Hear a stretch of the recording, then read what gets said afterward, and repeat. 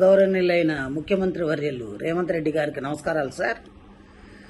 నిన్న అసెంబ్లీలో బాగా చెప్పారు సార్. మీరు ఏమనంటే జీతాలు కూడా నేను అడుక్కొని చేబోదులు తీసుకొని ఇస్తున్నానని. అంత దుస్థితి ఎందుకు పట్టింది? కేసీఆర్ గారు తప్పు చేశారు కాదనట్ల. మరి ఆనాడు అసెంబ్లీ కట్టేటప్పుడు మీరు ఎందుకు అడ్డపడలేకపోయారు? కోర్టు కేసులు ఎందుకు వేయలేకపోయారు? దాన్ని ఎందుకు ఆపలేకపోయారు? ఆపలేదు.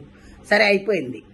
మేము ఎంప్లాయీస్ కట్టే ట్యాక్సులతోటి మిమ్మల్ని ఉచిత పథకాలు ఎవడు పంచమన్నాడు? ఉచిత పథకాలు ఎందుకు? ఉచిత పథకాలు ఇచ్చి మా జీవితాలు నాశనం చేయమని చెప్పినోడు ఎవడు లేడు కదా. ఎవరు చెప్పారు మీకు? ఉద్యోగస్తులకు బడ్జెట్ ఉంటుంది కదా. మా జీతాలు మాకున్నప్పుడు మాది మీరు ఇంకా అడుక్కునేది ఎందుకు? వేరే దానికి ఎందుకు ఉపయోగిస్తున్నారు? ఫ్రీ బస్సు ఎవరు పెట్టమన్నారు? ఎవడైనా ఈ రోజుల్లో మరీ కూటికి లేని పేదలు నిరుపేదలు ఉంటే ఆధార్ కార్డు చూపెడితే వాళ్ళకి ఇవ్వాలి. అంతేగాని ఒక కూలోడు బయటకు వస్తే 800 రూపాయలు, 1000 రూపాయలు మగవాళ్ళకి, ఆడవాళ్ళకి 800. అలా సంపాదిస్తున్నప్పుడు అది తీసుకెళ్లి ఎక్కడ పోస్తున్నారు? బ్రాందీ షాపుల్లో పోస్తున్నారు.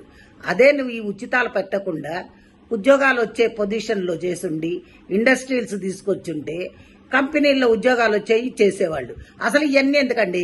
150 మంది మీరు ఎమ్మెల్యేలు ఎమ్మెల్సీలు అందరూ ఉన్నారు కదా, మీ జీతాలు బంద్ చేసేయండి. మీకు జీతాలు ఎందుకు? 10 కార్లు ఎందుకు? మీ సొంత పైసలు పెట్టుకొని వాడుకోండి. కోట్లు పెట్టందే మీరు ఎమ్మెల్యేలు కావట్లా.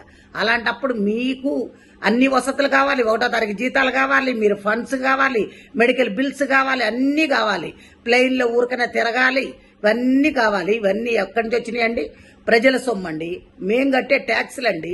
మా ట్యాక్సుల పైసలు మిమ్మల్ని ఉచితాలుగా వాడుకోమని చెప్పినోడు ఎవడు? ఏ రాజ్యాంగంలో రాసిందో చెప్పండి. మీరు ఇవన్నీ కానీ చేస్తే ఇప్పుడు మేము రిటైర్డ్ అయిన వాళ్ళకి కనీసం పైసలు కూడా ఇచ్చే స్థితిలో లేరు మీరు. అంటే అప్పులు చేశాడు కేసీఆర్.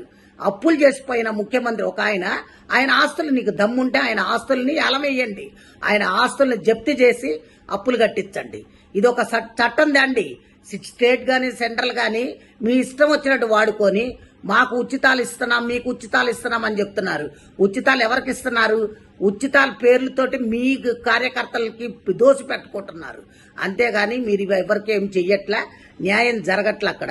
కాబట్టి దయచేసి మీరు ఇంకోసారి ఈ పిచ్చి సలహాలు ఇవ్వకుండా ఇప్పుడు ఎవరికైతే క్లాస్ 4th ఎంప్లాయీస్ కూడా జీపే పై పెట్టుకుంటే బిల్లులు ఇచ్చే స్థితిలో లేకుండా అయిపోయారంటే ఏమనుకుంటున్నారు? ముందు అర్జెంటుగా మా బిల్లులు మాకు పాస్ చేయండి. రిటైర్డ్ అయిన వాళ్ళకి మర్యాద పూర్వకంగా డబ్బులు ఇచ్చి పంపించండి. అది పద్ధతి. అందరు తిరగబడితే మటుకు ఊరుకునేది లేదు సార్. ఇది మంచిగా ఉండదు కూడా నేను చెప్తున్నా. Thank you.